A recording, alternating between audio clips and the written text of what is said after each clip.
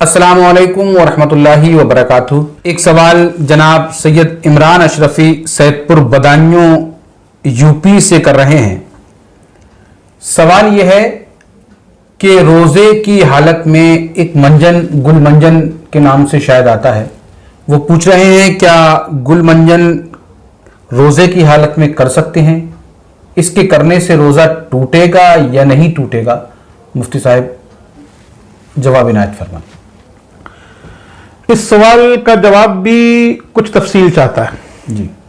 जैसा कि ये बताया जा चुका है कि रोज़ा उसी वक्त टूटेगा जबकि हमारे किसी मनफज के जरिए जौफ में कोई चीज़ दाखिल हो, हलक में पहुंचे, पेट तक आए, उसी वक्त रोज़ा टूटेगा। लिहाजा वो तमाम चीज़ें जो किसी भी सुराख से, किसी भी मनफज से आ रही हैं अंदर को, वो रोज़े को तोड़ने वाली होंगी। अब वो चीज़ें रह गईं जो अंदर तो नहीं जाती लेकिन हम उन्हें मुंह में ही रखते हैं जी जी और फिर बाहर निकाल देते हैं। फुकाहे किराम ने बहुत साफ फरमाया है कि रोजेदार के लिए कोई भी चीज चखना ये मकरूह है जी। अगरचे हम सब जानते हैं कि चखने में जरूरी नहीं है कि हलक के अंदर कोई चीज जाए।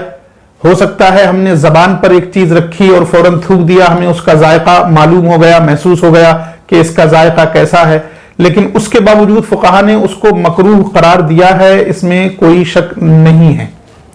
लिहाजा किसी भी ऐसी चीज को मुंह में रखना जायका महसूस करने के लिए इसमें कराहत है, ये अमल रोजे को मकरूह कर देगा।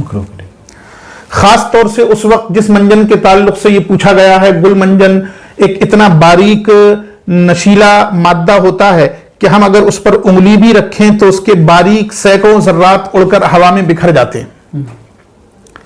तो इस तरह की अगर कोई चीज हम मुंह में रखने जा रहे हैं जिसके इतना बारीक है कि सैकड़ों जर्रात उसके हवा में उड़ जाते हैं, हवा में बिखर जाते हैं, तो फिर इस बात की क्या गारंटी और इस बात को कैसे यकीनी बनाया जा सकता है कि उसका कोई जर्रा हमारे हलक तक नहीं पहुंचेगा जब हम उसको दांतों पर मलेंगे। नहीं तो फिर ये बात तो, और बाकी जो मंजन है उनका हर मंजन की बात कर रहा हूं जी जी, अभी गुल मंजन की बात नहीं कर रहा, कोई भी मंजन हो, अगर इतना बारीक मादा है, उसके जर्रे और उसके रेजे इतने बारीक बारीक हैं कि उस पर उंगली रखते ही वो उड़ता है हवा में और उसके मादे, उसके जर्रे बिखर जाते हैं, फिर उसको हम उंगली रखकर जब मुंह में लगा रहे हैं तो अब इस बात को कैसे यकीनी बनाया जा सकता है कि हलक तक उसके जर्रे नहीं पहुंचे।